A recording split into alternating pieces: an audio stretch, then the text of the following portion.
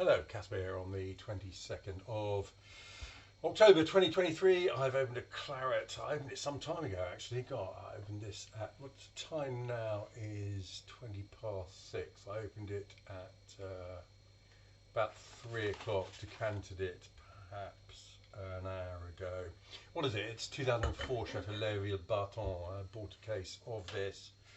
And I was really quite fond of the 2004 clarets when I went down and tasted them during Primeur week in the region.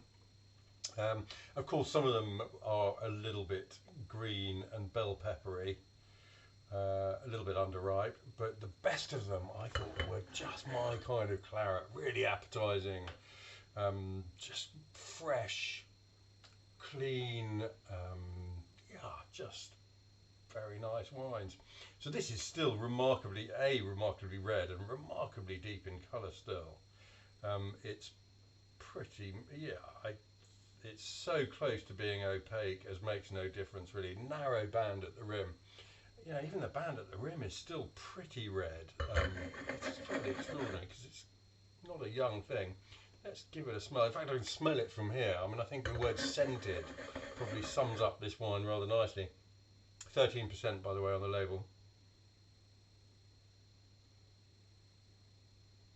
Classic cedary aromas. I mean, beautifully precise. You know, there's no rich ripeness going on here. It's all crisp. It's precise. Scented cedar is really means this could come from nowhere else but the Medoc. There's a snap of black currant in there as well. There's another aroma which I just caught fleetingly.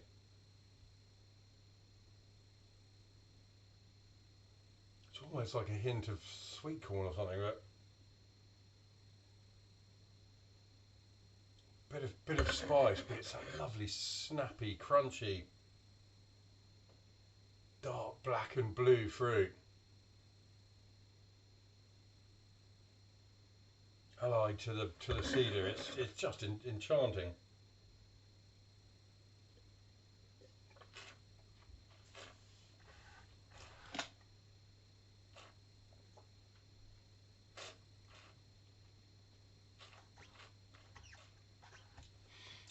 Well, that's about as unflashy a claret as you can possibly imagine. The tannins build from a third of the way in. They're still quite significant. There's perhaps a fraction of dryness to them that's not bothering me whatsoever, but they're really quite architectural. And it's really that tannic structure that pushes this wine right through the palate into the long term. And along with it, it drags this beautifully fresh, clear, clean fruit flavour of black and blue fruit, cassis, a bit of blueberry. I'm now getting a bit of ashes and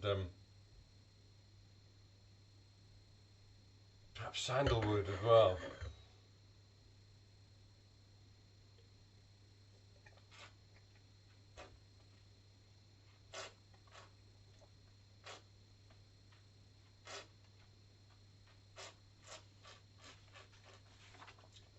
No undue greenness about this at all. And it's that enveloping tannin which presses out on the sides of your mouth and the cheeks, and then the acidic, fresh acidic grip that's welded to the tannin really and pushes right forward into the long term.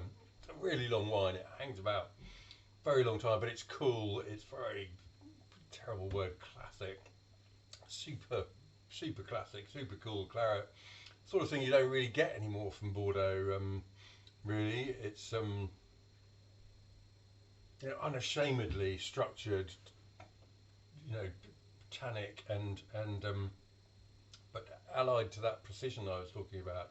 It's an absolute crunchy delight. It makes you want to pull up a plate of food and have a chat with a friend while drinking it.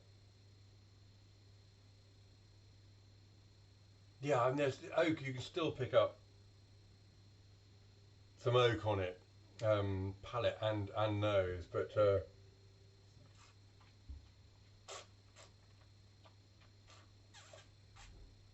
it's got real density to it, and a big part of that density is that tannic structure. But it's super stuff.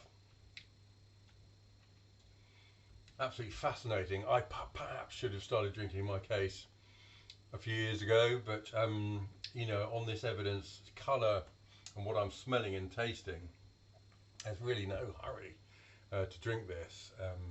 Yeah, as I say, I love fours. I love 14s. You know, they're more classically built. They're not sort of flashy in any way, but they're proper claret, proper claret of the old school, in the best possible way. And yeah, this is a good example. Lovely. 2004 Château, Léoville, Barton, Saint Julien, a go-go. Lovely.